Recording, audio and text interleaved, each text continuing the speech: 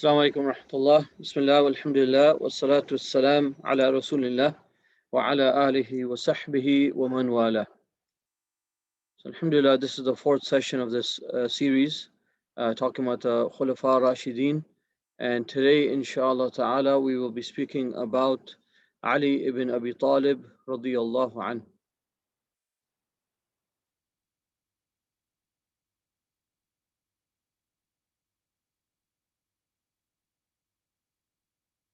So as mentioned before, the Prophet ﷺ tells us in the hadith that al-khilafa ba'di fi ummati 30 sana, that the Khilafah will last for 30 years, and then after that it will become kingship. So 30 years, we talked about how Abu Bakr Siddiq Radhaan was Khilafah for 2.5 years. Then after that, Umar bin Khattab Radhaan for 10 years. Then after him was Uthman ibn Affan radiallahu anh for 12 years. And then Ali Radhaan for 5 years. And then after that was his son Al-Hasan ibn Ali radiallahu anhum ajma'in. He was Khalifa for 6 months. So that makes a total of 30 years. And just a little bit recap of last week, we were talking about Uthman Radhan, and towards the end of his life, we talked about how Ali Radhan sent his two sons, Hassan and Hussein, radiallahu anhuma. They were guarding the house of Uthman, radiallahu anh. And as they're guarding the house of Uthman, radiallahu anh, because he told them not to fight. He said not to fight back, but he allowed them to stand guard. They stood guard. But eventually, the people, these Khawarij, they jumped over the wall and they went inside and they killed Uthman radiallahu anh. Now, one of the things we know about Uthman Radhan, that he was, for the last 40 days of his life, he was constantly, every single day, he was fasting, and every single night he was standing in worship throughout the night.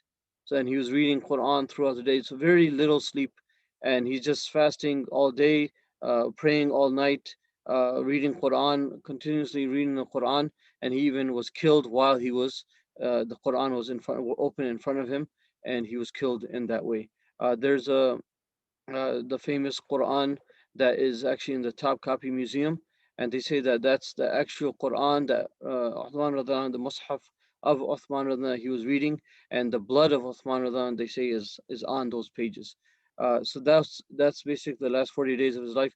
We also know that Uthman Radhan saw a dream where the Prophet, the night before he was to pass away, he saw a dream where Rasulullah said to him that you will open your fast with us tomorrow. So Uthman then kept his fast again, and then when he was martyred that day, it was before Maghrib time even came. He was martyred before that, and Uthman Radhan became, he broke his fast with the people of Jannah. So now we know that Uthman Radhan, when he was being killed, before that, his wife Fatima, she went forward, and her fingers were actually cut off. Her fingers, one finger or a few fingers, were cut off. And then we talked to, I think I mentioned that how she put the fingers, they didn't have surgery and that kind of stuff where you can put the fingers back on and that kind of stuff. So she actually wrapped her fingers in like a cloth and sent it to her cousin Muawiyah Radhan, asking for revenge. And now on the other side, Muawiyah Radhan, he's the governor of Sham. And then on the other side, you have the people who, their Khalifa has just been martyred, and the people of Medina Munawwara all choose Ali Radhan to be the next Khalifa. Now Ali Radhan, he has a long road ahead of him. He has a tough job ahead of him. That on one side you have the family of Uthman Radhan, you have the Banu Umayyad, the Umayyad family that are asking for blood. They're asking for revenge. And on the other side you have Ali Radhan with these Khawarij, and you have all these different fitnas, creeping up. Like the Prophet ﷺ said, that there's a door between Hudayfa Radhan said that there's a door between Umar Radhan and that fitna, those fitna, and that's where it started. When Uthman Radhan passed away, after that the fitna started. So Ali Radhan had a very tough job ahead of him, and he's basically trying to keep the peace. He's trying to keep the Khilafah intact, And on the other hand, you have Muawiyah Radhan, who came right away, right as soon as he got the letter and found out what happened. He came right away to Medina, and he's asking for blood. He's asking for Ali Radhan, to the Khalifa, to basically take retribution against these people who perpetrated this crime. And Ali Radhan, his philosophy on this was his judgment on this was basically, let me get things in order, let me get the Khilafah intact and everything, everyone on board and everything, peaceful again, and then I will go after those murderers and those killers of Uthman Radhan and get the revenge. On the other hand, Muawiyah Radhan, he said, no, I want revenge right away. We want to go after the killers first, and then we can worry about the Khilafah and we can worry about other things. This difference of opinion, and this is something that's normal. I mean, having a difference of opinion, that's not something that did not occur between the Sahaba, but this, because of this difference of opinion, this started a whole thing where uh, eventually Muawiyah Radhan started his own Khilafah. He claimed his own Khilafah, and then Ali Radhan was his own Khalifa. So you had two Khalifas, two different Khilafas. So the Muslim, there was disunity started from them. The fitna started from them. So excuse me. We know that during that time, where actually they were on the battlefield, and where Ali Radhan and Uthman radiallahu an, sorry, Ali Radhan and Muawiyah Radhan, they're on opposite sides on the battlefield, and they're about to start a battle, and they actually start talking, and they actually came to agreement. Muawiyah Radhan agreed with Ali Radhan. Okay, basically he gave him a timeline. He said, let's work on the Khilafah and make the peace first, and then we'll go after these killers after this much time. So Muawiyah Radhan actually agreed to that, and everything was fine. But then, the people who were perpetrators, they were on both sides, and there's always the munafiqeen who want to start, fights and start things in between the Muslims. So what happened was they started the war by killing people from both sides, and that's when the war broke out. So that was, it's a long history, and I don't want to go too much into detail of that, but that's, we see how hard the Khilafah of Ali Radhan was. Now going back, Ali Radhan, we know his name is Ali ibn Abi Talib radiallahu an, and his kunya is Abu al-Hasanain, or Abu al-Hasan, okay, which means the father of the Hasanain. So you have Hassan and Hussein. Hassan was the older brother, and Hussein radiallahu an was the younger. So it was basically Hasanain. That's the name, kunya, that he was given. Now Ali radiallahu an was 30 years younger than the Prophet sallallahu alaihi wasallam. So that puts him at 10 years old when the prophethood was, when the first revelation was given. Okay, so when Surah Alaq was revealed, the Quran was revealed for the first time, Ali Radhan was actually 10 years old. And a little backtrack before this, when Ali Radhan was born, okay, we know that Abu Talib had many children, and he was not very wealthy. He was not very wealthy, so he had trouble, taking care of his household. So when he had Ali Radhan, when Ali Radhan was born, Rasulullah, and again, this is before prophethood. This is 10 years before prophethood. The Prophet Muhammad, he went to his uncle Abbas radiallahu anh, and he said to him that, our uncle Abu Talib, he's not in a good position. Remember, Rasulullah himself grew up in the household of Abu Talib, so he knows, the situation. He knows what hardships he's going through and whatnot. So Rasulullah says to Abbas radiallahu anh, that why don't we offer my uncle help, offer Abu Talib, your brother, help, and we can offer to take care of his kids. So they go to Abu Talib, and Rasulullah actually he takes Ali the newborn, and Abbas takes Ja'far. Okay, so they take him and they take him into their own homes to raise them as their own, basically to take care of them and raise them, to help alleviate some of the, the problems that Abu Talib, the difficulty that Abu Talib was having in raising them. So the family of Ali Radhaan, we know that his parents, he had his father was Abu Talib, and Abu Talib's name was Abdul Manaf, and his so Abu Talib ibn Abdul Muttalib, okay, and Abdul Muttalib, the famous grandfather of the Prophet ﷺ.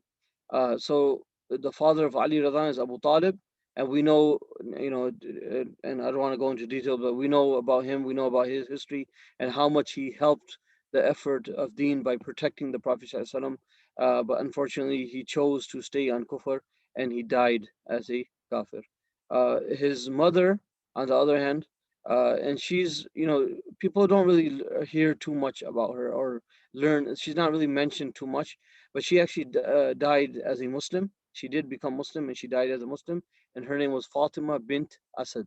Okay, and if this rings any bells, uh, she was the uncle of the Prophet ﷺ. The Prophet ﷺ grew up in her house. Okay, and the Prophet ﷺ actually named his own daughter Fatima after Fatima bint Asad, his aunt. Okay, his aunt. So this is the parent. These are the parents of Ali ibn Abi Talib. Radiallahu anhu. So some of his wives, first of all, I just mentioned two. He had, I believe, it was six altogether. Fatima Radhan is obviously his first wife and his only wife, and he remained with one wife until she passed away. Then after that, he started marrying other wives, and he had other wives. But during the time of Fatima Radhan, while she was alive, he only had one wife. Now, Fatima Zahra radiallahu anha, again, there's no need to go into details. So we know so much about her. We know that, and that's maybe another topic for another day. But Fatima radiallahu anha, the daughter of the Prophet sallallahu alaihi wasallam, and we'll talk about how he married her and how that took place, inshallah, in a little bit. So So we have Fatima radiallahu anha, and then we have Asma bint Umais. Okay, Asma bint Umais radiallahu anha, and we know that Asma bint Umais radiallahu I mentioned this, I think, last time, that she was actually married to Abu Bakr Siddiq radiallahu anh. She was married to Abu Bakr Siddiq radiallahu anh, and as soon as Abu Bakr radiallahu anh, when he passed away, after the obviously, but Ali radiallahu anh married the widow of Abu Bakr Siddiq, and that was Asma bint Umais. And he actually took care of her son, Muhammad, her son, and Abu Bakr's son. They had a son by the name of Muhammad, and Ali Radhan was the stepfather of this son, so he took care of him as his own son. And that's one of the things that shows, like I mentioned that time, that there was no hatred or animosity between the Sahaba. They loved each other and they respected each other. There's actually there's a hadith where there's a mention where Ali Radhan was walking with Abu Bakr Siddiq Radhan, and he um, looks at Hassan Radhan, and he says that he's Shabih bin Nabi. He looks like the Prophet ﷺ, and he doesn't resemble his father, but he looks like the Prophet ﷺ. And Ali Radhan smiled when Abu Bakr Radhan said that. So that was, we see again there that they had no animosity between each other. Some of the children of Ali Radhaan, so you have Al Hassan and Al Hussein, okay, the famous Hassanain, okay, so we know about them, and then we know that they are the Sayyida Shabawi Ahl Jannah. They will be the leaders of the young people of Jannah, of the youth of Jannah, and his wife Ali Radhan's wife Fatima Zahra Radhan anha is going to be Sayyidatu. She's the leader of the Nisa Ahl Jannah, the women of Ahl Jannah. Okay, um, we have Muhsin, excuse me, Muhsin, who actually died at a very young age. So he was the third son of Ali Radhan and Fatima Radhan anha, and he actually died at a young age. You have Kulthum, also the daughter of Ali and Fatima Radhan anhuma. Then you have Zainab, also the daughter of Ali and Fatima Radhan anhuma. And then you have Muhammad al-Hanafiya, who was actually the son of Ali Radhan and Khawla bint Ja'far. Okay, Khawla bint Ja'far. That was Muhammad al-Hanafiya. And he's called al-Hanafiya or Ibn al-Hanafiya because the mother, she was called that. She wasn't a Hanafi, okay? This is before the madahib and stuff like that. But she was just called al-Hanafiya because she worshipped Allah subhanahu wa ta'ala and she was a Hanif. Okay, so that's why she was called that. So these are just some of the sons and daughters of Ali Radhaan. There were others, okay? And this is one thing to mention. Ali Radhaan actually had children, okay? And this is, again, after Fatima Radhaan had passed away, okay? So that's into the Khilafah of Abu Bakr Siddiq, and then Umar Radhaan, and then Uthman Radhaan. He had other children, and he actually named them after the Khulafa Rashidin. So he named one of his kids Abu Bakr. He named another Umar. He named another Uthman. So the ulama say that if he had any hatred to any of these khulafa, why would you name your kids after your enemy? Why would you do that, right? So Ali Radhan loved and respected the Khulafa Rashidin, and they had this thing, and that's why he named his own kids after them. Some of the nicknames of Ali radhiallahu anh. So, for example, you have Haydar, okay, and we'll talk about that name a little bit more in detail. A very beautiful poem by Ali Radhan in the Battle of Khaybar. Inshallah, we'll talk about that. So, this is basically Haydar means lion. It's another word for lion. Again, in the Arabic language, if you have many names for something, that shows how important that thing is. That shows how important that thing is in the Arabic culture by having many names. So, for example, they'll have for the lion, they'll have many names. That means lion. Okay, and I think I mentioned how one of the opinions Abu Hafs, when the nickname of Umar Radhan.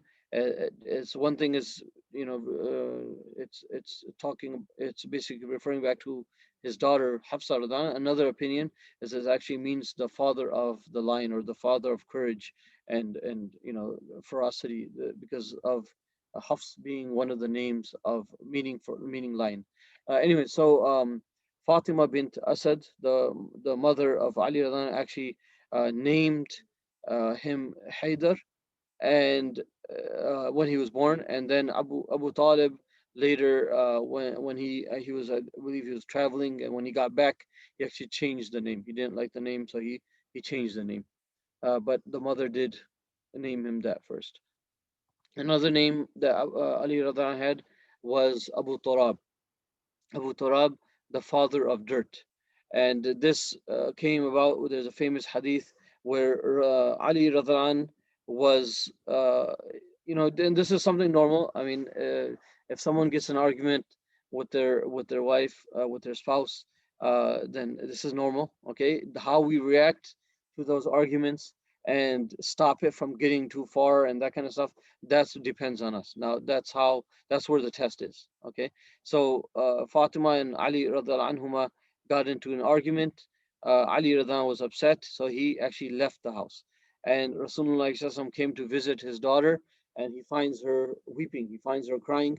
So he asked her what's wrong, and she said that we had an argument, and he has gone out. So Rasulullah SAW went out to look for Ali Radhaan, and they found him sleeping in the masjid. So he was told that he's sleeping in the masjid. So Rasulullah SAW goes in the masjid, and Ali Radhan, the way he was on the ground. Remember, they didn't have beautiful carpets and that kind of stuff that we have today. So they had dirt on the ground, and Ali Radhan had basically dirt. He was laying in the dirt, and he had dirt on top of him, all over him.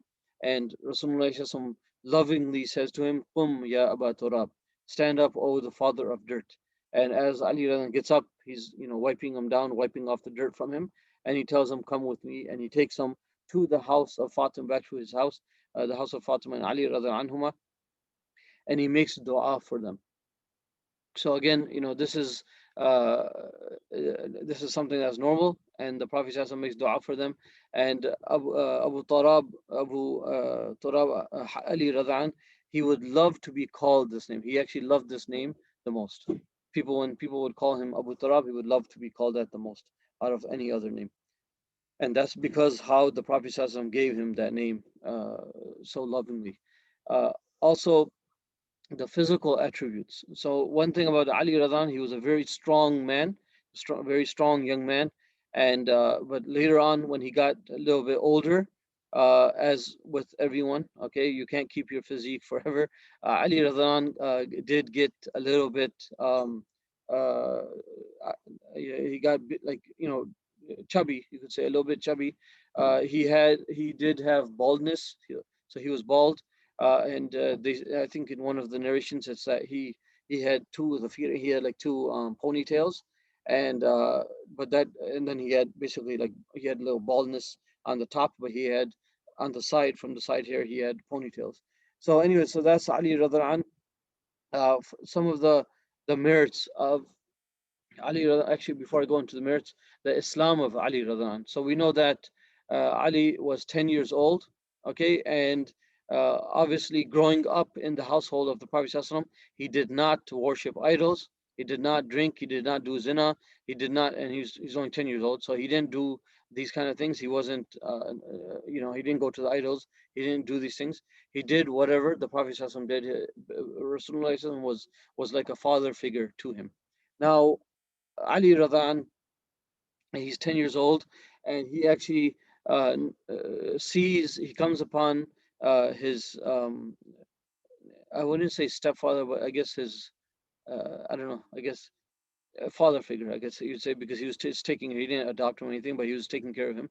So Ali Radhan, he sees his Rasulullah, his father figure, and his mother figure. He sees them praying a salah together.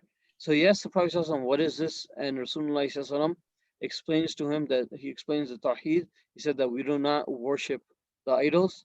And he said to him, like, he's only 10 years old, but he's talking to him like he's a mature adult. So he's saying to him that this is Tawheed, and this is what we believe in, and I don't worship, and I've been sent as a messenger. And he offered Islam to him. Ali Radhan, at that point, he says that I need to speak to my father. Now, I believe one of the narrations that he actually didn't go and talk to his father. One of the narrations that he just said, I need to go talk to him, but at night, kept on thinking about this and thinking about this, and he himself, a 10-year-old boy, mashallah, he came back to the Prophet the next day and he accepted Islam by himself. So Ali Radhan was the first child that had become Muslim. You had Abu Bakr Siddiq Radhan was the first male adult, and Zayd ibn Haritha Radhan was the first slave to become Muslim. Um, uh, um, well, he was a former slave, but first, yeah, slave to become Muslim. Ali Radhan was the first child to become Muslim, and Khadija Radhan Anha was the first female to become Muslim. So Ali Radhan, he accepts Islam and he starts to worship Allah Subhanahu wa Taala with his cousin and his father figure Rasulullah Sallallahu. Now, one of the things we know that Rasulullah Sallallahu, he would go out for da'wah purposes, tajawwul, jawla, okay. In Urdu, it's called gasht, okay, visitations. He would go out to different people and giving them da'wah, calling them to Islam, and Ali Radhan would sometimes join him. And even later on, when the Hajjaj would come, Ali Radhan would be with the Prophet ﷺ going out around from tent to tent, along with Abu Bakr Siddiq Radhan going from tent to tent giving da'wah. So one of the times, and this is the early part of Islam, when Rasulullah ﷺ called his relatives, and he basically sounded the alarm, and the all the people of Makkah, they all gathered, and Rasulullah was standing on top of the I believe it was Safa. He was standing up upon Safa, and he said to them that if I was to tell you that there's an army behind this mountain, what would you say? Would you believe me? And everyone said, yes, we would believe you. You are as-Sadiq, you are al-Amin, so we would definitely believe you.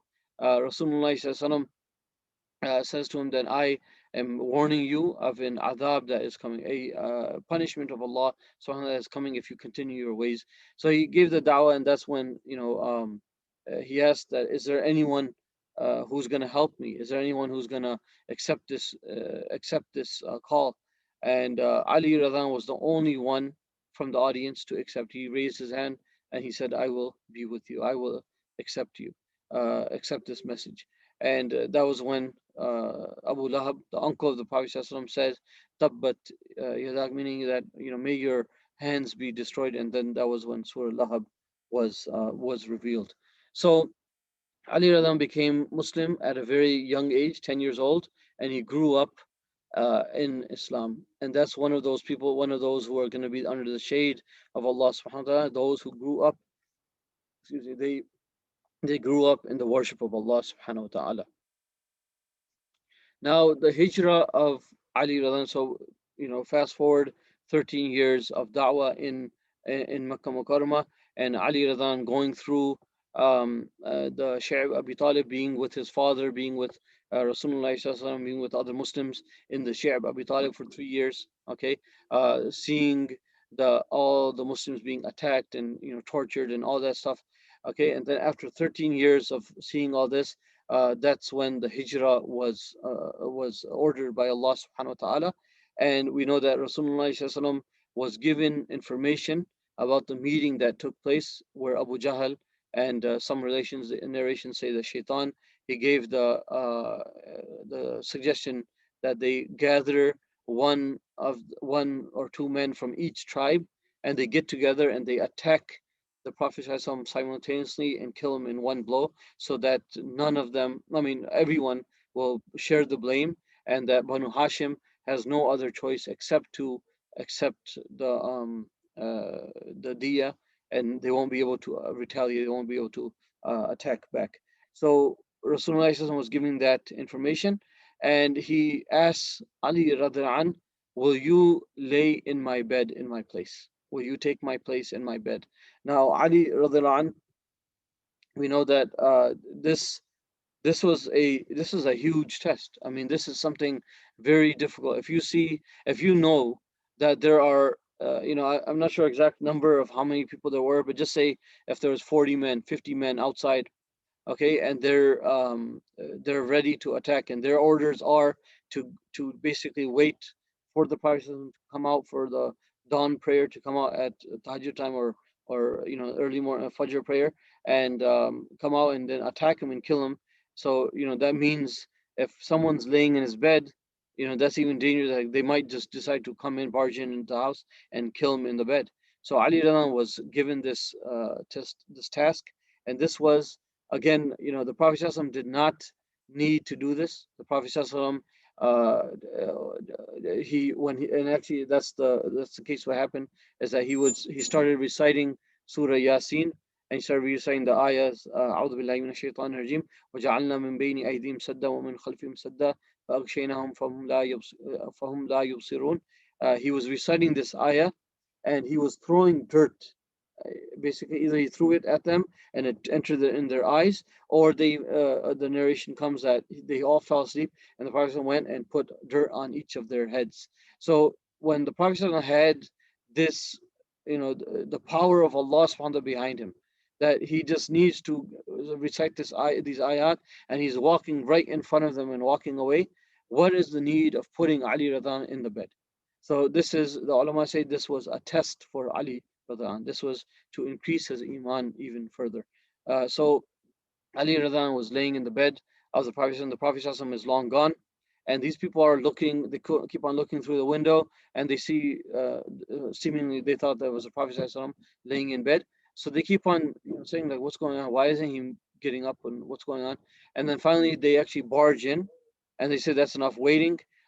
Some narrations, it comes actually that someone came because they fell asleep, and then when they woke up, someone came and told them, what are you guys sitting over here? What are you guys doing around the house of Muhammad Sallallahu Alaihi Wasallam? And they said, Assalamu alaikum. So Rasulullah Sallallahu Alaihi Wasallam, they said, what are you guys sitting here for? And they said that we're waiting to attack Muhammad Sallallahu Alaihi Wasallam. We're waiting for him to come. So I saw him long time ago. He's walking, that way. He was going out that way. So they were amazing. They went in, and they found Ali Radhan, the bed of Rasulullah Sallallahu Alaihi Wasallam. So that was a big test. The hijrah of the Prophet Sallallahu Alaihi Wasallam, we know, of Ali Radhan, we see that Rasulullah Sallallahu also, another reason why he put him, he asked him to sleep in the bed, and he actually gave him all the amanat. So the Prophet Sallallahu was given all the amanat, that like gold, for example, jewelry, and that kind of stuff, and he would keep that as a safe deposit, safety deposit, for example, for the people of Makkah, even after he was calling to Islam, and after he was a prophet. So even though they were his enemies, but they were still they were entrusting, because they knew how truthful he was, and they would entrust their valuables to the Prophet ﷺ to take care of that. So Rasulullah ﷺ gave that to Ali Radhan. He said that give everything back to them, to the owners, and then you come yourself. So Ali Radhaan actually, they say about 3 days after the Prophet ﷺ had left for Hijrah, about 3 days after that, that's when Ali Radhaan left, departed from Makkah Mukarramah, and he and he uh, and he actually walked. Yeah, that's one thing, is that it's a month's journey. Okay, it's a month's journey, and Ali Radhan did not have a camel, did not have a horse. He actually walked the whole way. Okay, and under the burning hot sun, and they say that what he would do is he would try to get some shade in the day, and he would try to rest in the day, and then at night he would try to cover up all the area, and whatever he missed out. So he'd go as quick as possible, walking through the desert. Okay, just imagine that, walking through the desert. Uh, that's how Ali Radhan made hijrah to Medina Munawwara. Now, shortly after the Prophet ﷺ and the Sahaba and Ali Radhan got to Medina Munawwara, so first Ali Radhan met him in, the Prophet ﷺ was still in Quba, in the area of Quba. Ali Radhan met him there, and that's where um, then they continue on to Medina. But the Prophet ﷺ, uh, remember his two daughters, Ruqayya, Ruqayya and Kulthum, they were divorced by the sons of Abu Lahab. And Ruqayya radhiallahu anha, at that point, she was married to Uthman radhiallahu anhu. So Kulthum, and then Fatima is the youngest of the daughters. They were unmarried. They were not married yet. So Ali Radhan, he actually he wanted to marry the daughter of the Prophet ﷺ. And this is actually going back to, this is something very noteworthy, is that when the Prophet ﷺ was taking care of Ali Radhan, he was a young child. Remember, he was taking care of him, and Khadija radhiallahu anha had children at that time. Okay, she had other children, so she could have. Remember, this is a common thing that day in Meccan area, in the Arabs of that day. They would nurse each other. Okay, they would nurse. So Khadija radhiallahu anha could have easily nursed Ali Radhan, but she didn't. She didn't nurse him, and this is one of the things that the ulama say, that it was a hikmah from Allah, it was a wisdom of Allah subhanahu wa ta'ala, that even though he was a baby growing up, and remember, and they don't have formula, they don't have bottles and that kind of stuff, so Khadija radhiallahu anha could have nursed him, but she didn't.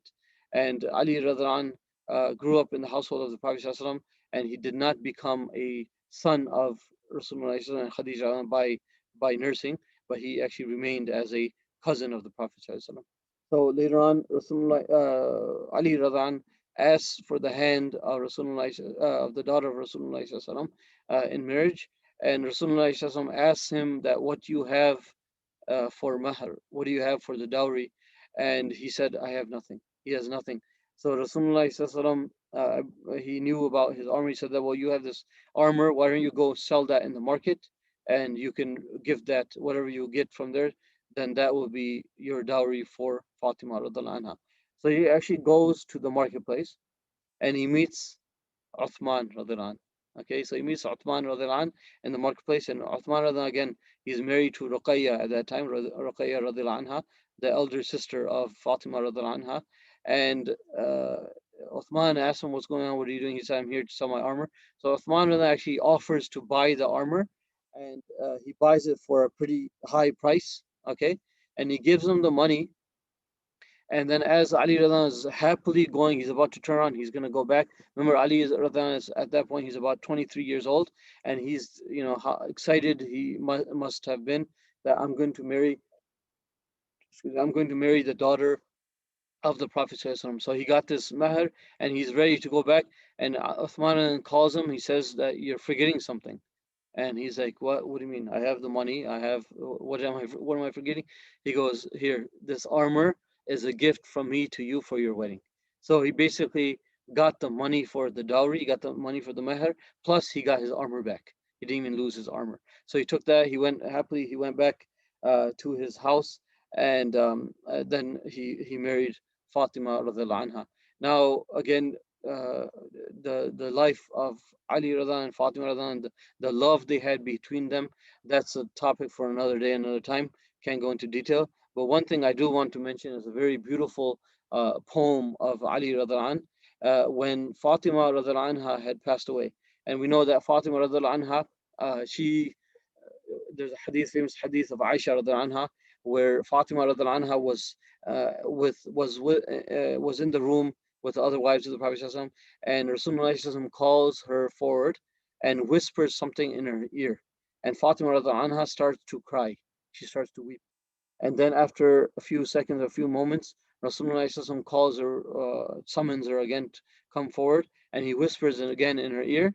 And this time, Fatima Radhan starts to laugh. She starts to laugh. Now, Aisha Radhan asked her, uh, after that, she asked her, like, what did he say to you? And remember, she was curious. She wanted to know.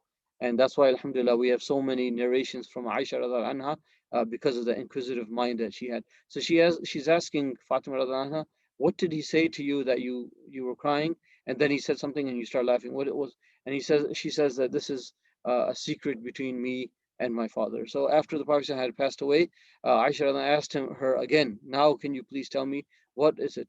So she didn't forget. And again, this shows how smart and intelligent Aisha anha was. She could have forgot it. If it was me or you or someone else, we would have forgot about it. We don't even remember what lunch we had today, and let alone these kind of things. So Aisha Radhan asked her again that what is it that he said to you, and she says that he said to me that I am going to die. That this is my my sickness, that I will die from the sickness, and from this, from the in this condition, I'll die from this. And she said I started crying, and then she said, what did he whisper to you again? And she says that he said to me that you were the first of my family to join me after my death. So we know that Fatima radiallahu anha passed away 6 months after the Prophet says, after her father had passed away. So she was the so Fatima Radhan, the last of the children of the Prophet ﷺ. Rasulullah ﷺ buried all his children in by his own hands. Okay, he saw the death of all his children himself, and then Fatima Radhan anha was the only one who passed away 6 months after the Prophet ﷺ. So we see the poem of Ali Radhan, very beautiful poem of Ali Radhan, where he says, Mali waqaftu ala al-quburi musallima. He says, what is wrong with me? Okay, so what is wrong with me? That I am standing at the grave site, of saying salam to the one who has passed. Okay, so I'm standing here on the grave site and I'm saying salam to the one who has passed. Qabr habibi falam yarudda jawabi. The qabr, the grave of my habib, of my beloved, okay, of my beloved wife, Fatima radiallahu anha, falam yarudda jawabi, and she's not giving me a response. She's not responding to my calls. Uh, أحبيب أحبيب ما لك لا ترد جوابنا. So she said, he's calling out to her again, to Fatima Radhana, saying, oh my beloved, why are you not calling, or why are you not responding to me and responding to my salam? And anasita ba'di khillat al-ahbabi, that did you forget all those intimate moments that we shared? The khilla, this is from the root of khalwa. Khalwa means when you're alone. Okay, so khalwa, so khillat al-ahbab. So when the ahbab, when the beloved are together, those private moments, those intimate moments, did you forget all those intimate moments? So this is the poem of Ali Radhan, and then he goes on the second part of his poem. He's actually responding on behalf of Fatima Radhan anha, and he says, "قال الحبيب وكيف لي بجوابكم." So he's saying the poem. He's saying that the Habib in the grave responds by saying, وكيف لي بجوابكم. How am I going to respond? How can I respond to you? وأنا رهين جنادلي وترابي, and I am the Rahin. Rahin is from Rahan, which is something that you put as a deposit. Okay, so I'm in captivity, or I've been deposited. I'm stuck basically with stones and dirt. أكل التراب محاسني فنسيتكم. The turab, the dirt, has consumed or eaten my beauty, so I have forgotten you. I have forgotten you all. Meaning, I'm busy with the grave now. I'm busy in the barzakh, and I have forgotten you all. و- وحجبت عن أهلي وعن أترابي, and I have been uh, uh, what's it called? I have been, the hijab has been placed. I have been cut off or barred, you could say, from my family, veiled from my family and from my beloved ones. فعليكم مني السلام تقطعت مني ومنكم خلة الأحباب. So he says, responding on behalf of Fatima radhiallahu anha, that عليكم مني السلام, so my salam be upon you, and تقطعت مني ومنكم خلة الأحباب.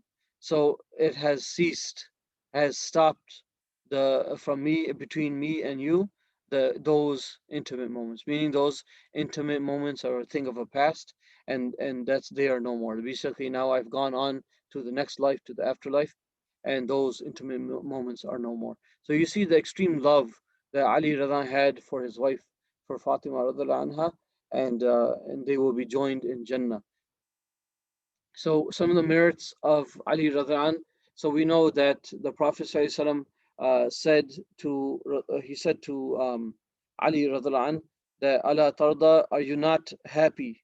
Are you not happy that your manzilik, your manzil, your place in Jannah is going to be muqawi manzili fil Jannah, meaning that your place in Jannah will be opposite to me in Jannah, meaning the place in Jannatul Firdaus, Firdaus al-A'la, Ali Radha and Fatima Radha anha will be in Jannatul Firdaus with the Prophet. They will be in the, basically you could say, like they will be neighbors of the Prophet ﷺ in Jannah. May Allah subhanahu wa ta'ala make us the neighbors of the Prophet ﷺ in this life and hereafter, inshallah. So the Prophet ﷺ said that to Ali Radhan, that you will be in Jannah. And we know that Ali Radhan is one of the Ashara Mubashirin bil Jannah. He was given the glad tidings of being of those of Jannah. Okay, in one hadith. Now going on to his worship. So we know Ali Radhan would pray tahajjud, he would fast, he would read Quran, he would be any kind of fi'lul khairat, whatever the good there was to do, he would be there to do it. He would be helping out the poor and the weak, the widows. He would be doing all that stuff and more. So Ali Radhan was a very devout Muslim. Okay, and even though he had the burden of Khilafah over his head, and all these problems and issues and the Khawarij and all this stuff going on, people calling him kafir and whatnot, all these things going on, and Ali Radhan still with his head held up high, and and in front of the people, and then his head lowered for Allah subhanahu wa ta'ala, in front of Allah subhanahu wa ta'ala, Ali Radhan was able to overcome those burdens. So the worship of Ali Radhan, there's a famous poem where Ali Radhan, he's basically speaking to he's speaking to the dunya. He's speaking to the dunya, and he's saying basically ghurri ghairi, that go and try to deceive someone other than me. Go and deceive someone uh, other than me. And the person who was narrating this, he would say that I would see Ali Radhan qabidun ala lihyatihi. He would be grabbing onto his beard, okay, and he's calling out to Allah subhanahu wa ta'ala. He's praying to Allah subhanahu wa ta'ala, crying to Allah subhanahu wa ta'ala, and then he would yatamalmalu tamalmul as-salim, and he would be grabbing his beard, and he would be like moving and crying like someone who has been bit by a snake. So when bit by a snake or a scorpion, we cry out of the pain, the sheer pain, and stuff. So Ali Radhan would be moving and crying, holding onto his beard in this way. وَيَبْكِي بُكَاءَ الْحَزِينَ, and he would be crying like someone who had lost a family member, or someone who had lost someone very close to them. And he would call out to the dunya, Ya dunya ghurri ghairi, go and deceive someone else. Go to someone else, go and deceive someone else. That ilayya ta'arrati, are you coming? Are you approaching me? Are you coming towards me? And then ilayya tashawwaqti, are you trying to get me to notice you, to have shawq towards you, to to fall in love with you? And he says, hayhata, hayhat, meaning that this is not going to happen. قد طلقتك or بتتك ثلاث, that I have given you the three divorces. So when we know that in marriage, if three divorces are given, that's it. Okay, there's no going back. So Ali Radhaan says, I have divorced you three times. Basically, there's no relationship between me and you anymore. Okay, we're not, we have no relationship anymore, and la raj'ata fiha, there's no way of going back, meaning there's no way of us getting back together. And he says, فَعُمْرُكَ قَصِير, your life, meaning this life in this dunya, is very short. وَمَجْلِسُكَ حَقِير, and sitting with you and enjoying your company basically is haqir. It's something that's low. It's low. It's something that's has no value. Okay. So he continues on this. He goes, من قلة الزاد وبعد السفر وبعد السفر ووحشة الطريق. So he says that that's like it's like a sound of pain basically, like that how min qillat zad, how little of provision that I have, suffer, how long the journey is, okay, and how long and difficult the journey is, wa wahshat al-tariq, and how lonely the path is to Allah subhanahu wa ta'ala.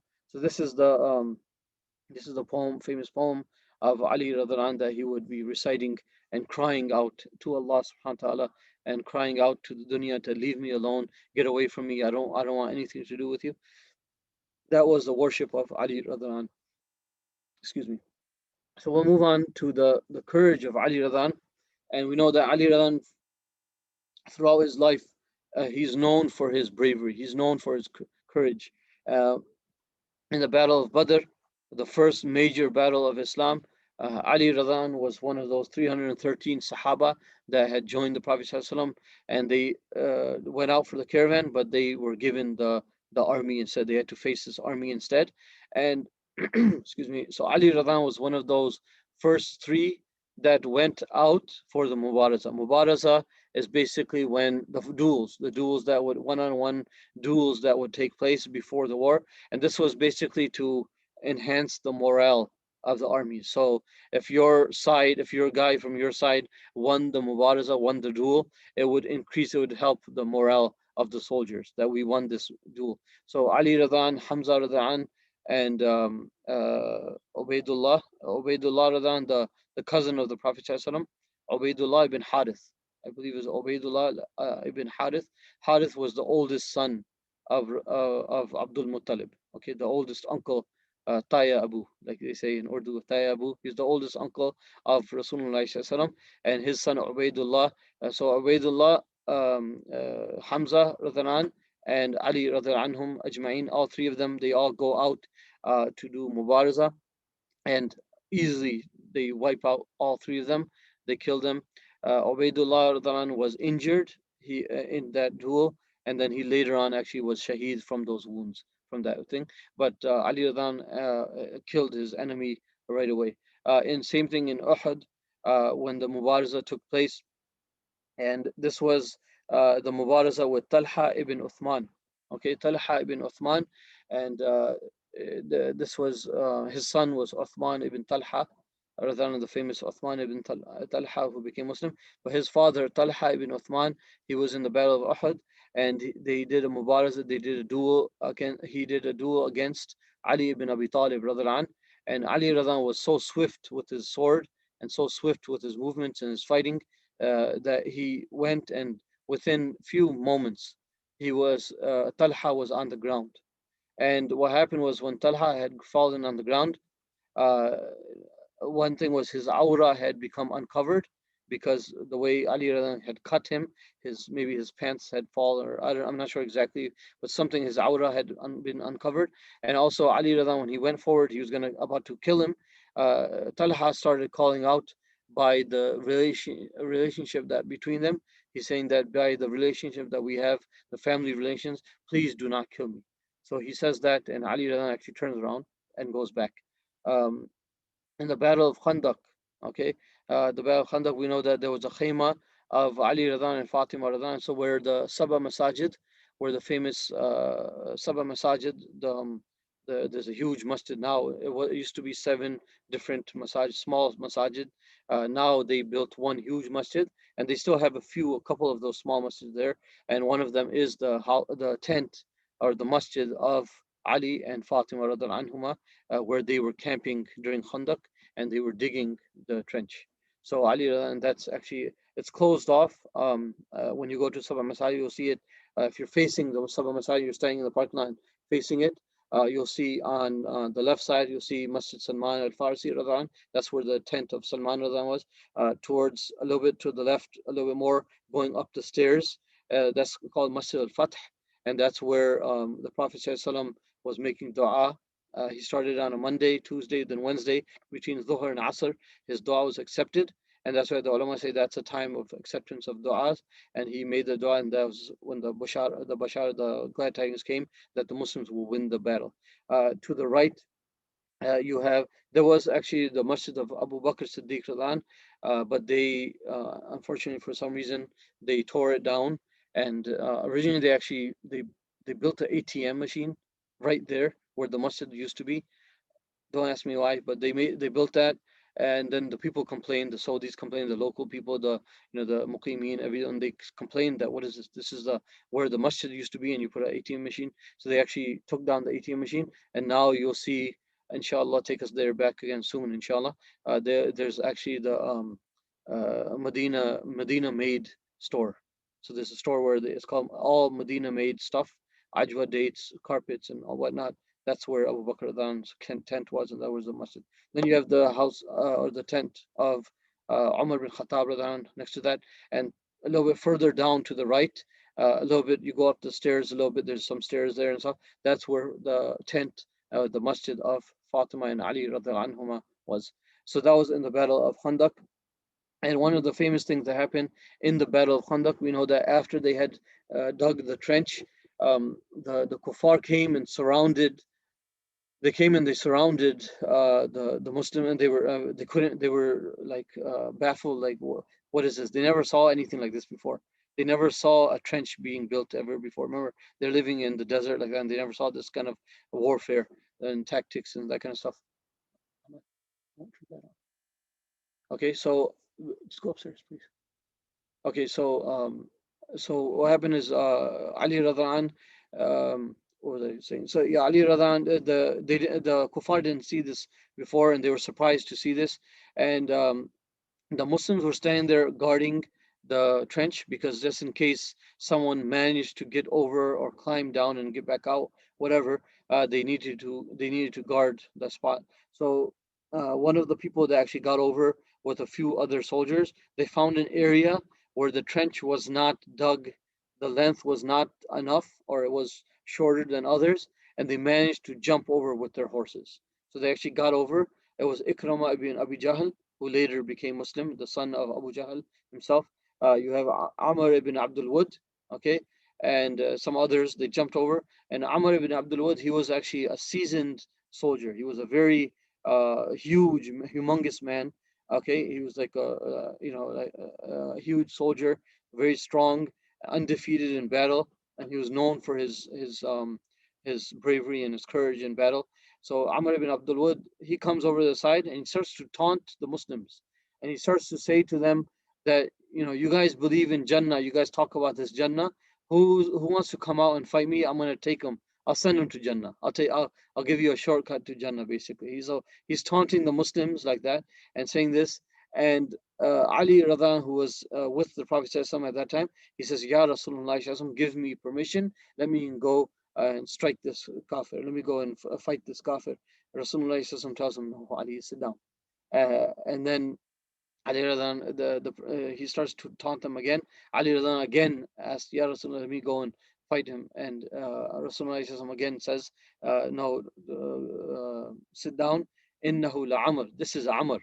This is not some regular Joe. This is Amr ibn Abdul Wud. He's a very strong soldier, seasoned soldier with a lot of experience. So just sit down." And Ali Radhan was young. Okay, he was in his late 20s at that time. So Ali Radhan, a third time, he asks again, "Ya Rasulullah, allow me to go and fight him."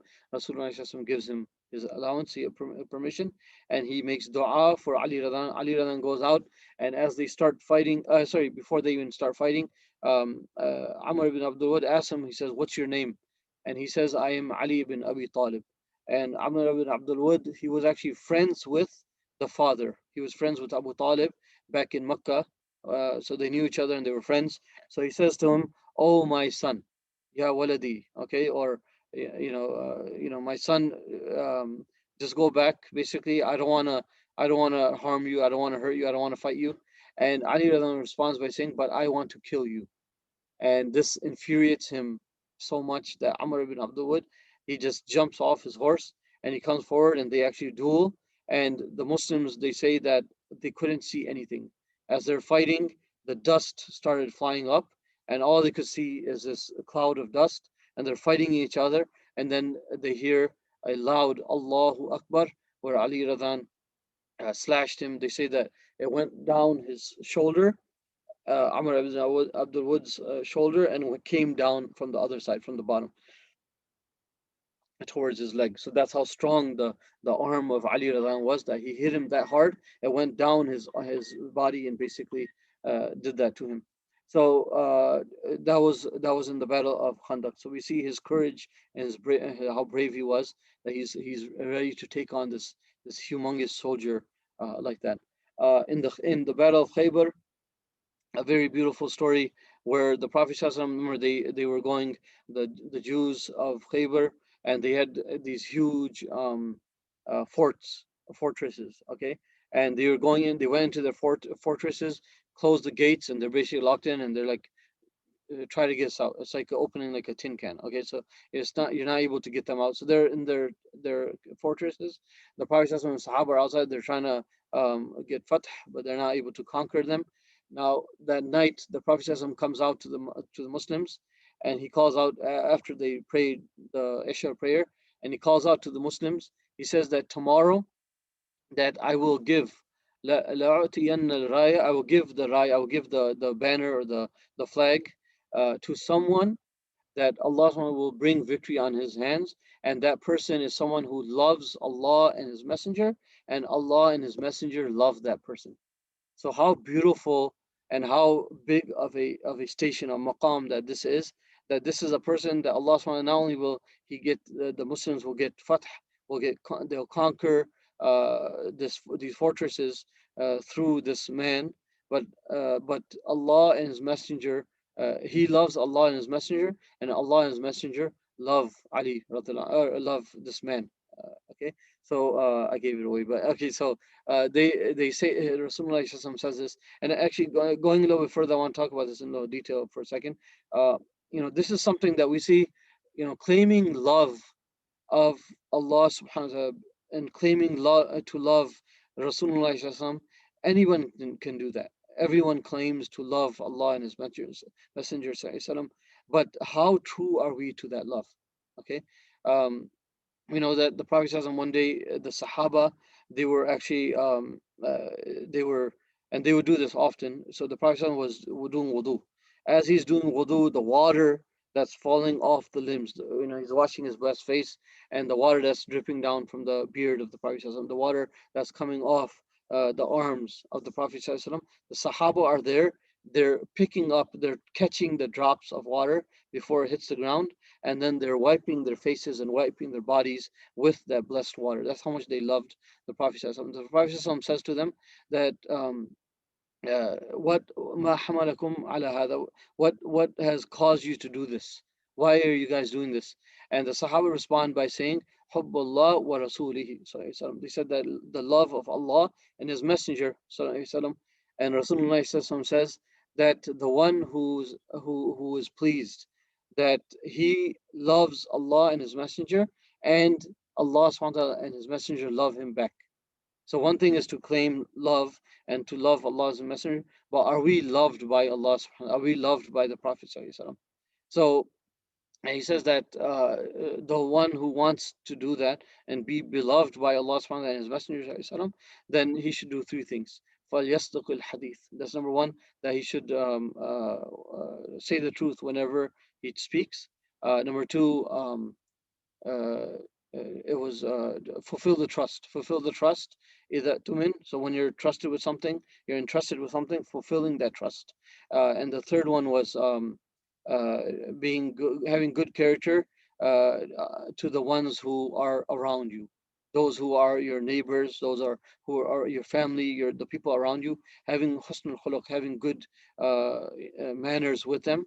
That's the third thing. So if someone does these three things, they will be loved by Allah and His Messenger Sallallahu Alaihi Wasallam.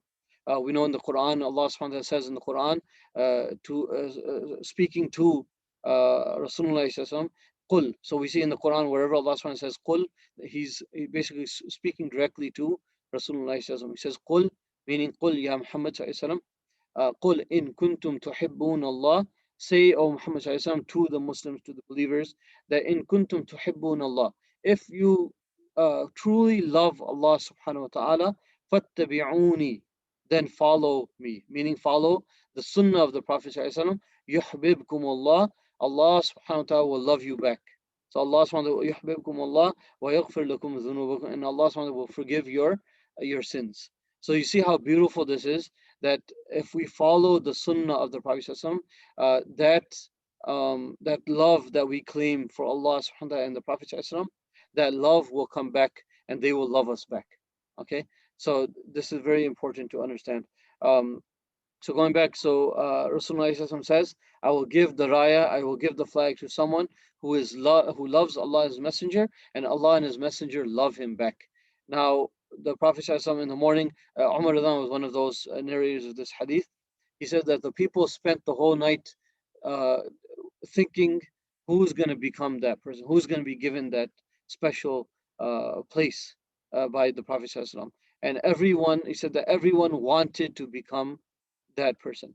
Okay, and Umar Radhan says that I never wanted any type of position of leadership or anything, but except that day, because the fadl, the merit or the reward that the Prophet and the honor of Allah and His Messenger living that person back.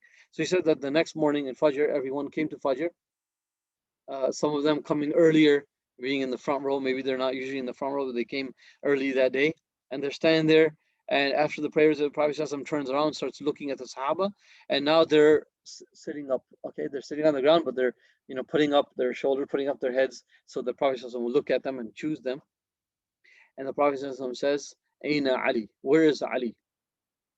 And they said that Ali, he had some kind of, I don't know if it was pink eye or something. He had some issue with his eyes, so he wasn't able to see. So the Prophet said, actually gets up from the gathering and goes to the tent of Ali Radhaan, and he takes his blessed saliva and puts it in the eye of Ali Radhaan, makes dua, and it's cured right away. Ali Radhaan gets cured right away, and then the Prophet gives him the standard. He gives him the banner or the standard or the flag, the raya. He gives that to him, and Ali Radhaan, listening, the Prophet gives him instructions. He says, and now go towards the enemy, wala taltafit, and do not turn around. Meaning, go and do not turn around until Allah subhanahu wa ta'ala gives fath, gives you the conquest, or gives you the victory on your hands. Now Ali Radhaan, as he's going forward towards the enemy, and he's holding the banner, and he remembers something. He remembers that he thinks of a question that he wants to ask the Prophet ﷺ. And Ali Radhaan, remember, this is how the Sahaba were, that they would literally, whatever the Prophet ﷺ said, they would do it, and they would, sami'na wa ta'ana, they would hear and they would obey. They wouldn't think twice. So Ali Radhaan is going forward, and he remembered, he has to ask the Prophet ﷺ a question, but he remembers that the Prophet ﷺ told me, وَلَا تَلْتَفِتْ, do not turn around until Allah subhanahu has granted you victory. So Ali Radhaan, as he's facing the fortresses, he calls out Ya Rasulullah, who Rasulullah being behind him, and he asks him the question that Ala ma nuqatil, what are we fighting for? What are we supposed to fight for? And the Prophet basically says, for Allah subhanahu wa ta'ala, and he tells him basically at that time that call them to Islam first. Give them the chance to become Muslim, give them the chance to do tawbah. And then the Prophet says the famous hadith that that I swear by Allah, la an yahdi Allah, la an yahdi Allah bika rajulan wahida. This is that if Allah subhanahu wa ta'ala guides one person, just one person is guided through you, then that is better for you min humar al-na'am. That is better than the red camels. And the ulama again, I'm sure you've heard this before. The ulama say that this is like the Ferraris of today, the Lamborghinis of today. So what's better than having the Lamborghinis, not just one or two, but having Lamborghinis, having 20 Lamborghinis and stuff, whatnot, as if one person gets guided through you. So this also shows you the importance of the effort of da'wah, of learning and teaching Islam and spreading Islam to others, how important that is. So Ali Radhaan goes forward, and as he's fighting the enemy, one of the incidents, the famous incidents that occurred, is that he actually rips off, okay, rips off with his bare hands, he rips off one of the doors. And this is not like a door of the bathroom, the door of our front door of the house, okay, or these kind of like really doors that if you just kick it, if you even have 10 bolted locks and whatever, but if you kick it really hard, it'll break out of its, then it'll fall on the ground. It's not that kind of door. It was a door of a fortress. So Ali Radhan goes and he actually rips it off its hinges, and he's using the door of this fortress as a shield. Okay, so he's holding it as a shield with one hand, and he's fighting the enemy. And Ali Radhan, after the battle and the victory was given, Allah subhanahu wa ta'ala gave them victory. Ali Radhan throws the door on the ground, and the Sahabi who was relating the hadith, the story, the incident, he actually says that 10 of the men went to that door because they were just amazed by seeing Ali Radhan carry this door, use it as a shield. So they're like, what is going on? So they went after to try to even move it, to lift, say like, is this made out of plastic or something, or is it foam? When we get those Amazon packages and it has like all this foam inside and stuff, and it looks all big and bulky, but it has like no weight. So they're like, let's go and check this. Is this like made out of plastic or foam or something? Like, what's going on here? So they go, and 10 men couldn't move the door. That's how humongous and how heavy that door was. But we see again through the nusra of Allah, through the help of Allah subhanahu wa ta'ala, Ali Radhan was given victory on that day through Ali Radhan. One of the things that I forgot to mention, and this is going back to the nickname of Ali Radhan, his nickname was Haydar. Okay, and also Asadullah, the lion of Allah subhanahu wa ta'ala, that Ali Radhan. Well, let me get my charger on. Sorry.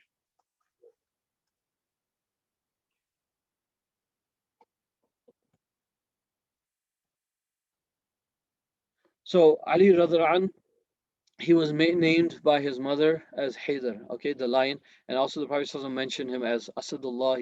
He's the lion of Allah subhanahu wa ta'ala.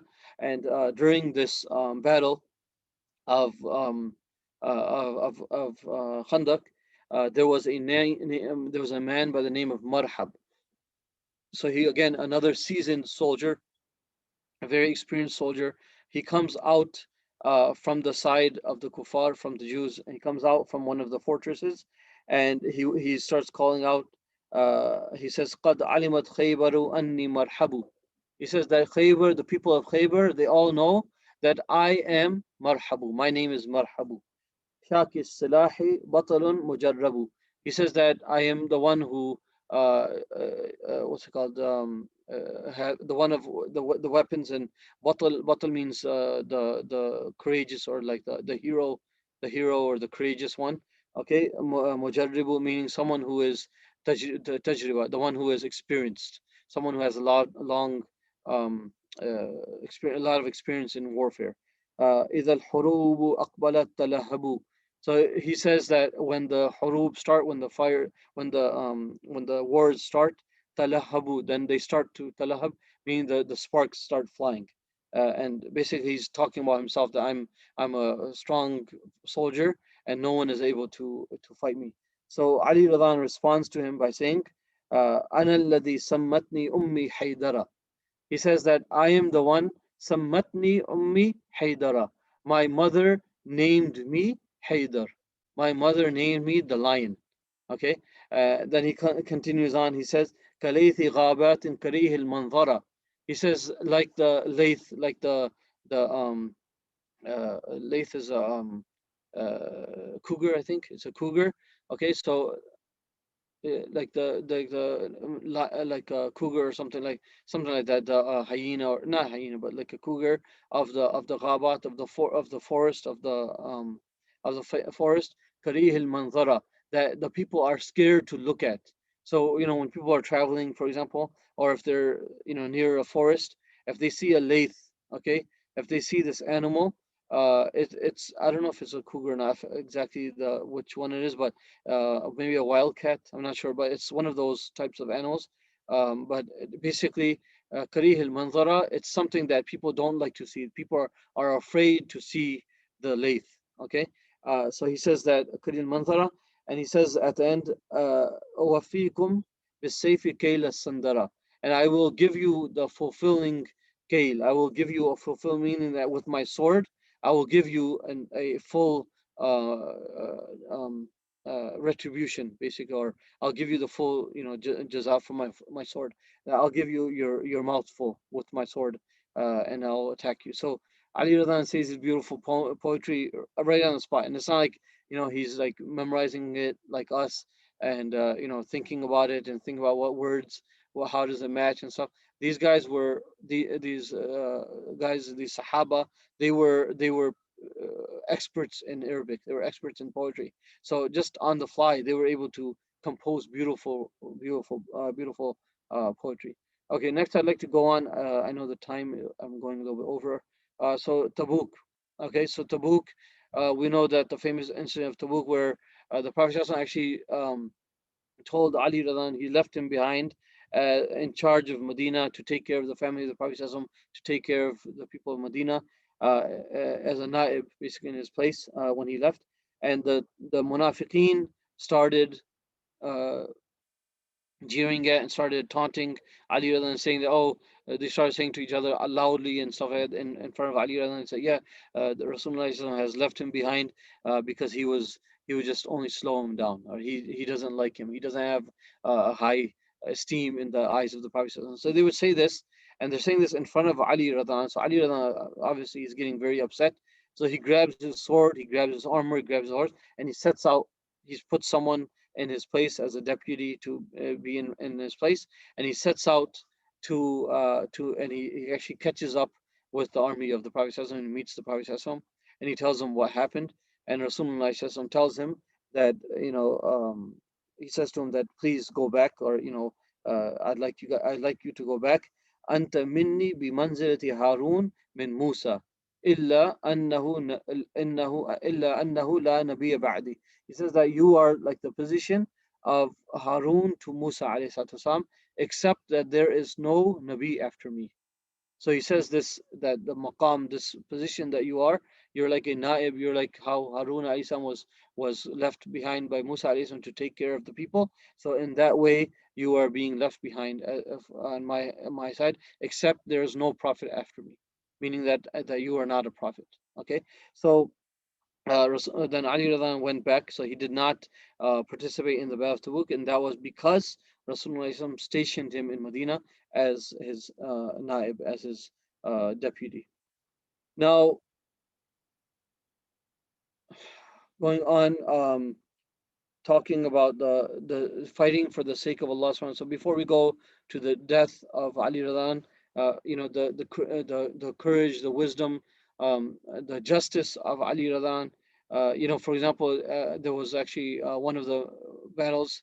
I'm not sure which battle it was off the top of my head, but Ali Radhan was in the battle, and as he's fighting one of the kuffar, Ali Radhan gets the guy on the ground, and Ali Radhan goes forward. He's about to kill him, and as he's about to strike him, this man actually spits in the face of Ali Radhan, and he spits in the face. Ali Radhan, he moves back. Instead, if it was you or I or someone else, they would have just chopped that guy up into pieces. But Ali Radhan, he moves back, and he wipes his face. He cleans his face. He walks, and he actually tells the man, "Come again." Okay, like, let's fight again. Get up, grab your sword, let's go again. And the man's like what is going on here? You had me, I spit in your face, and I was expecting you to cut me up. Why are you giving me a second chance? What's going on? He said, well, the first time I was fighting for the sake of Allah subhanahu wa ta'ala, and then when you spit in my face, my intention might have been, okay, and not even that his intention changed, but he said that maybe I might have killed you out of my anger that you spit in my face, not for the sake of Allah subhanahu wa ta'ala. So I said, let's go again. Let's, round two, basically. Let's go again. And this man actually, they say, I believe they said that he saw this and he even became Muslim, seeing how just the Muslims are and how sincere they are and how much love they had for Allah subhanahu wa ta'ala. Another incident, inshallah, and then I'll move on to the passing away of Ali Radhaan, is that there was a particular shield of Ali, or his armor or shield of Ali Radhaan, where it was stolen. So it was stolen one day, and this is during the Khilafah of Ali Radhaan. So his armor or shield was stolen, and he's as he's walking in the marketplace, he notices that there's armor or shield that looks just like his own shield. So he goes forward and picks it up and looks at it, and it's exactly the same shield. Okay, and sometimes you might even have some kind of markings. Okay, that was from the Battle of Uhud. This was from the Battle of Khandaq. This is from the Battle of Khaybar, for example. From these different, you might have these things. So he recognized that this is exactly my shield. This is mine. So he says to the man selling this, he says, "This is mine. How can you have? Why do you have this? How are you selling this?" He said, the guy goes, no, this is mine. So they had this disagreement, and Ali Radhaan actually says, okay, let's go to the Qadi, let's go to the judge, and he'll decide, between us.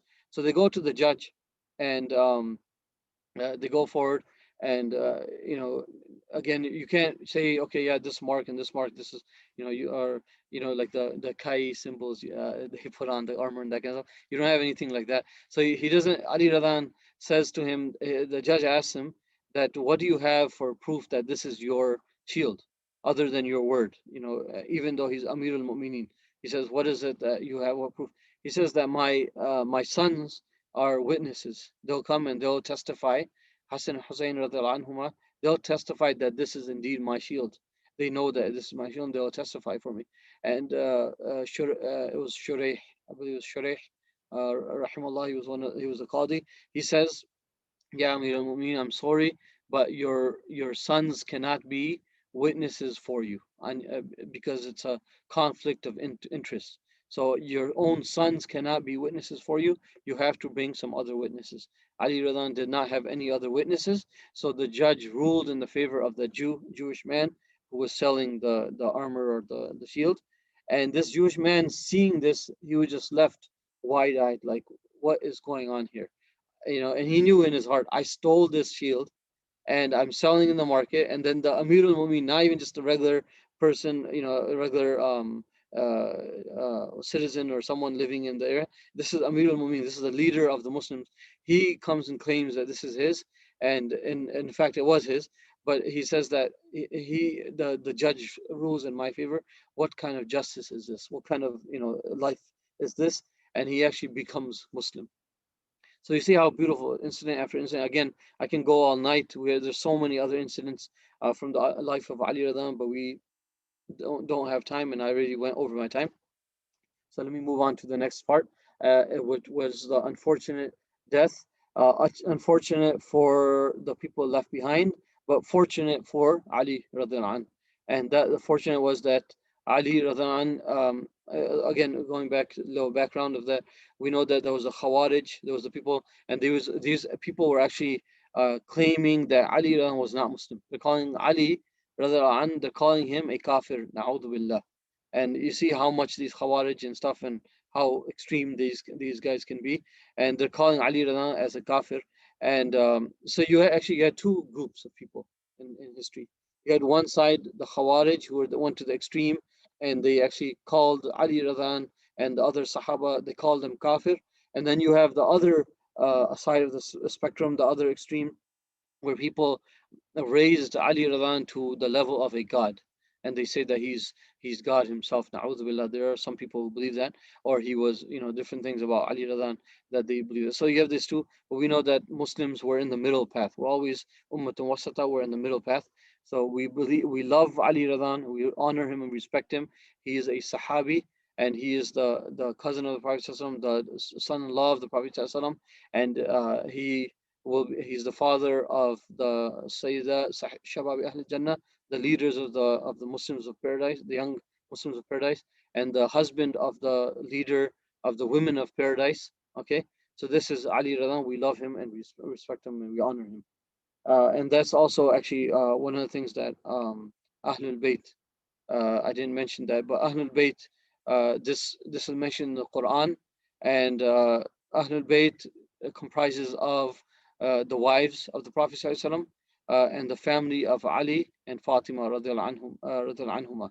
So their children, and it comes in one of the hadith, for example, where the Prophet ﷺ, he was in the house of Ali and Fatima radiallahu anha, and it was probably after Isha, I believe, and Ali Radhaan was sleeping, and Hassan Hussein were sleeping. Fatima Radhaan and her father, they were speaking, they're talking, and Hassan gets up and he asks his mother istisqa, meaning he asks for water, and Rasulullah gets up, and instead of going and getting the water, he actually goes out, and they had like a sheep or a goat, and this goat was really old and didn't have milk, but the Prophet with his blessed hands touches the udder of this goat, and it's full of milk, and then he himself with his blessed hands milks this goat, takes the bowl of milk, or the container of milk, and he brings it back. By that time, Hussein radiallahu he got up, and he came forward. Hussein Radhan came forward to drink the milk. Rasulullah tells him that move back, move aside, basically step back. And Fatima Radhan, seeing this, she says to the Prophet that is it that you love Hassan more than Hussein? Do you love Hassan more than Hussein? Anhuma, and the Prophet responds by saying, no, I love them both, but Hassan was the first one to ask for water, so he has more right to get it first. So Rasulullah gives Hassan, then Hussein, and then they drink. And then Rasulullah says the famous saying, he says that, oh Fatima, you and me, these children, and this one who is sleeping, Hada Raqid, this one who is sleeping, we are going to be in fi makan wahid, will be on one place on the day of judgment, meaning the plane of resurrection. We will be together on the plane of resurrection under the arsh of Allah, the shade of Allah subhanahu wa ta'ala. So that was one of the hadith. So Ahlul Bayt is again the wives of the Prophet ﷺ, and then the household of Ali and Fatima radiallahu anhuma. Now the Prophet ﷺ, Ali Radhaan, again in his Khilafah, he had a lot of issues dealing with the Khawarij, dealing with these people and these fitna mongers and all this and everything that they were doing.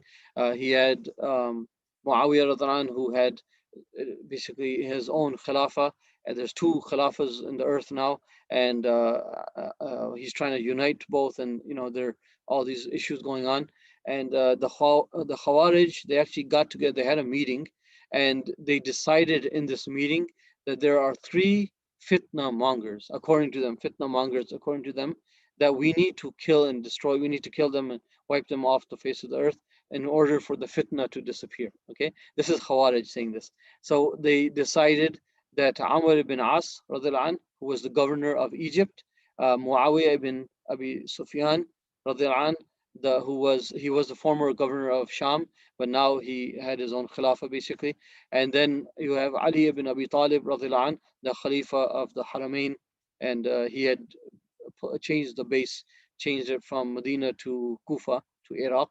But Ali Radhaan was the Khalifa there. So they say basically we need to kill these three people in one strike, in one blow. We need to get rid of these three. So in the year 40 AH after Hijri, at the age of 63 years old, okay, the same age that Rasulullah and Abu Bakr as-Siddiq passed away in. So Ali Radhaan, at the age of 63, he goes out for Fajr. So in that same morning, okay, that same Fajr, they planned the attack, they planned the day, and I believe it was in the month of Ramadan. and they believe they planned it in one day, in one morning they'll do that. And so in Egypt, Amr ibn As Radhaan, he didn't come for Fajr that day, and whoever was Imam instead of him in his place, they actually killed the Imam who was in his place. Muawiyah Radhaan was attacked, but he was not killed. He was attacked, and they actually, I think they injured his either his shoulder or his back was injured in that attack, but he survived. He didn't die.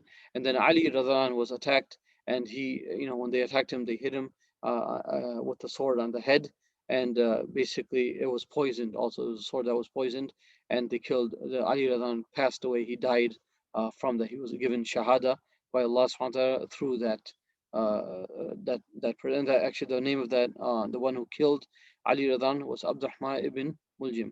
And we know that the Prophet said to I believe to Ali Radhan, he said that the one who will kill you will be the worst of the people, that day. So you see this attack that they did, they carried out, and they actually killed Ali radiallahu anh in this attack, and he was blessed with shahada. So we ask Allah subhanahu wa ta'ala to give us the tawfiq, inshallah, to follow in the footsteps of the Khulafa Rashideen. We ask Allah subhanahu wa ta'ala to give us the tawfiq, inshallah, to be of those who will be standing with them under the shade of Allah subhanahu wa ta'ala on the day of judgment, and to be of those who are min jiran in Nabi sallallahu alayhi wa sallam, and wa ashabihi fil Jannah, be in Jannatul Firdaus, inshallah, and be their neighbors, inshallah, in Jannah, be going to each other's houses, talking, asking Ali Radhaan, how was Amr ibn Abdul Wad? What happened in that cloud of dust? We want to know the details. What happened in Khaybar? What happened in this? How did you lift that door, that door of the fortress with one hand? So inshallah, we'll be joined with them in Jannah, inshallah. So I'll stop there. Barakallahu feekum. I'm sorry again, went way over the time. No problem, inshallah. But Jazakumullah khairan, for teaching today. And Jazakumullah khairan for everyone who joined. Inshallah, I know this covers the four Khulafa Rashidun, but we still have one more session about the son of Ali radiallahu anh, and of course Umar bin Abdul Aziz. So that is next Thursday, inshallah. So please do try to join that, inshallah. We will start a little bit later due to Maghrib time. But once again, Jazakallah khairan, Shaykh Mateen. Jazakallah khairan for everyone who is attending. And please do try to attend the final session next week. With that, Assalamu alaikum wa rahmatullahi wa barakatuh. Wa alaikum assalam wa rahmatullahi wa barakatuh. Barakallahu feekum.